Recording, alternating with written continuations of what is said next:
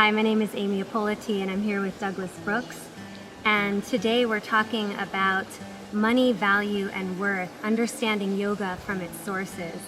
And there's a real issue that I find with yoga teachers in general where they are really lacking a lot of confidence and they're shy about marketing themselves because there seems to be so much anxiety and negativity around having a yoga business or making money as a yoga teacher. Like, you shouldn't be able to do that. And so it's become a problem where teachers, they feel like they're poor, they feel like they have to ask for scholarships for things, and that they're supposed to actually not have any money and things like that. And so I wanted to welcome Douglas into the conversation through our professional development programs called 90 Minutes to Change the World, to really understand the sources of these issues that we're all having.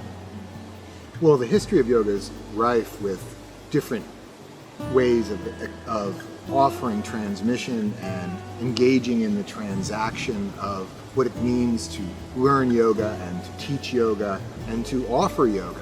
And so many of those conversations as they've arrived in the West have been deeply informed, one might even say overdetermined, by the traditions of asceticism and renunciation, as if yoga always came from those who had formally renounced their association with the material world, and then those transmissions would, by definition, be offered for free or offered as a kind of gift without any sense of transaction or compensation in that process.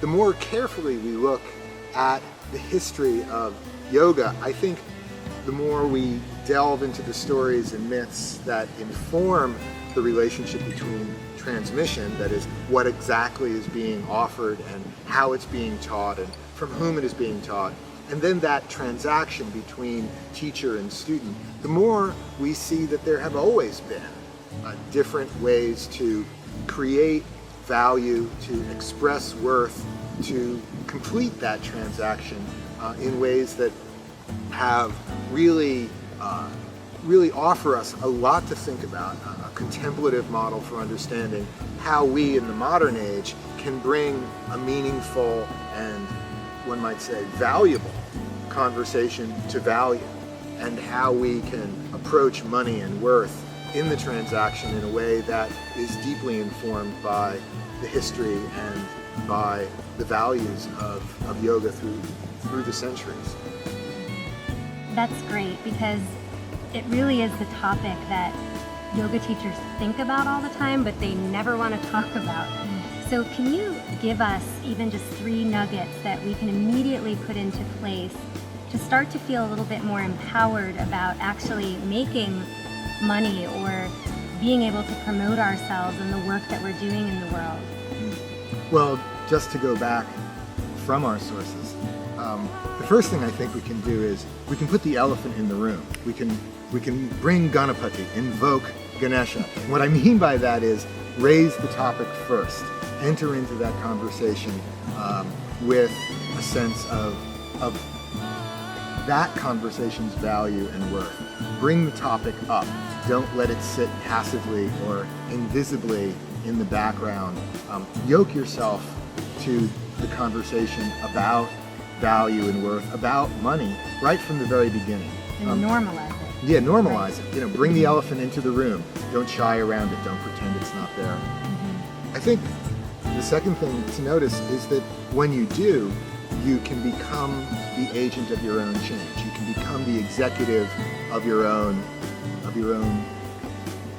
destiny, so that you're really not at all sitting more passively by.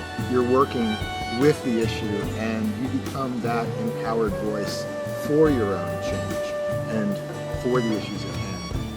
I think the third thing that we can gain just immediately is that when we do those 2 things, when we bring the subject up ourselves and empower our voice to become that agent for ourselves, we enter into a contemplation, we enter into an important yoga itself, and that is, how do we express ourselves both with humility and with the kind of important self-assertion, the important sense of putting yourself forward, that allows those two things, humility and confidence, to come together, to make a yoga.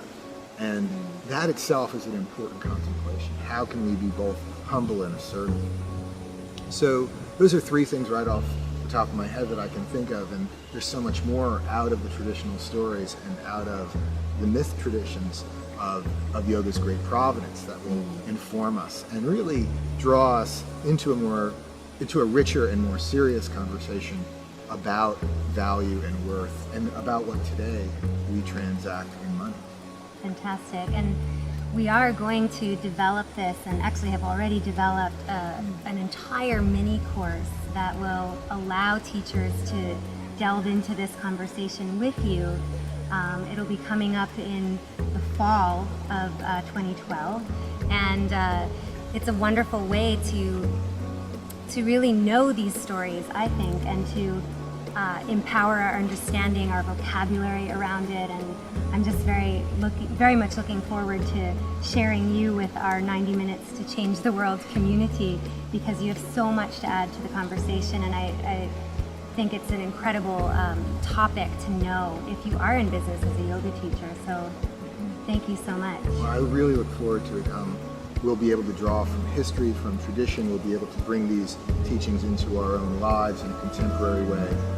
Begin to create a voice for ourselves as teachers of yoga who offer a gift and receive the great blessing of making our living teaching yoga.